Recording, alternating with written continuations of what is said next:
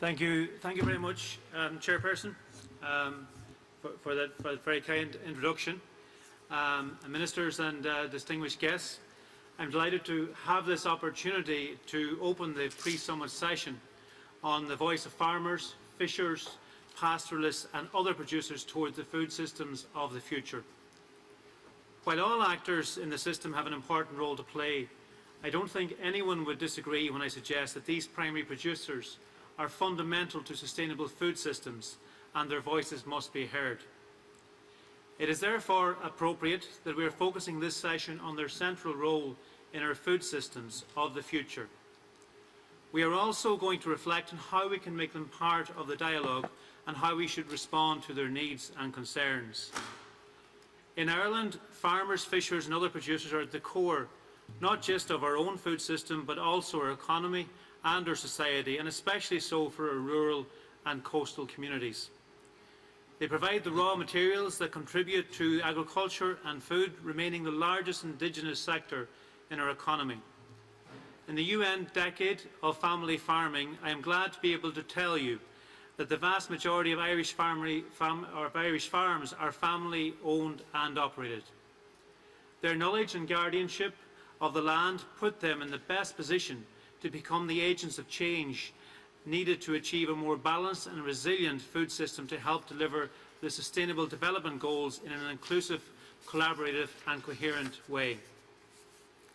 So how do we put farmers, fishers and other producers at the centre of the food system in Ireland?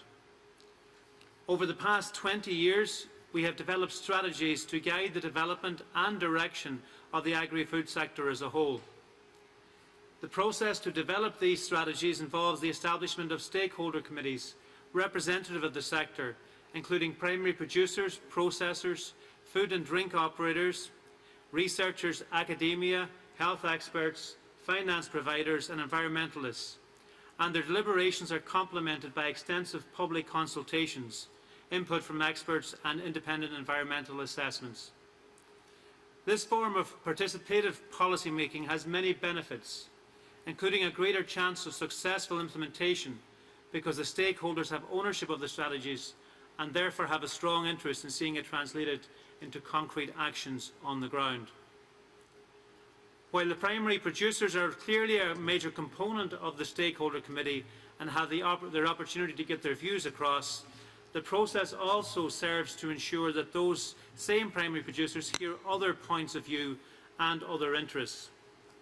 This helps to shape thinking, change fixed views and sometimes move to more nuanced or flexible positions.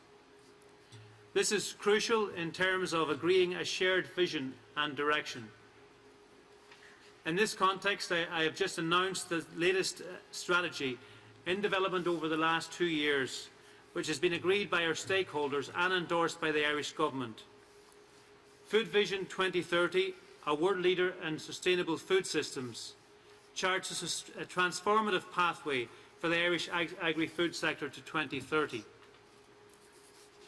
Early in the Food Vision 2030 process, the Stakeholders Committee agreed to adopt a food systems approach, and this framed the debate and subsequent structure of the strategy. For the first time, there is now a clear link being made between the policies of agriculture with those of health and nutrition, as well as climate and the environment. This culminated in the vision to become a world leader in sustainable food systems. And we have identified 4 high-level missions to achieve this vision by 2030.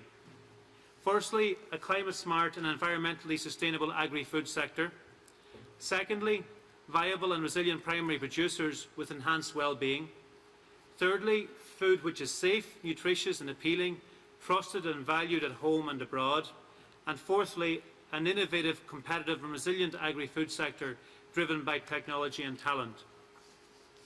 The centrality of primary producers in our vision recognises that economically sustainable farmers, fishers and forest owners are an integral part of our rural and coastal community and of our natural environment and landscape.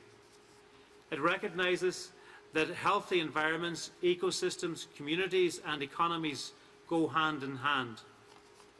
It recommends policies that present opportunities to farmers, fishers and foresters in the production of high quality, safe food and fibre, but also points the way to them being providers of a much broader range of ecosystem services. While continuing to produce food, they will also be engaged in areas such as sequestering and capturing carbon, reducing greenhouse gas emissions, supporting biodiversity, managing water resources, and protecting and enhancing soil health.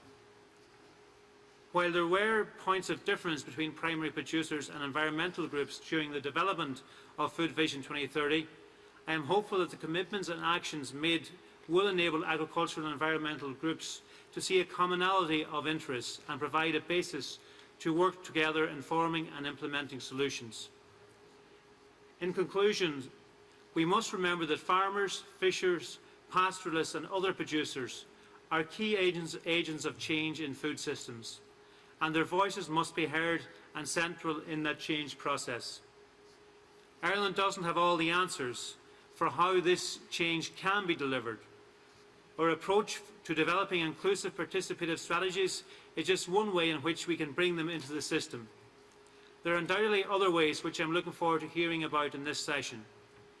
It is important that we learn from each other as we build towards the summit in September.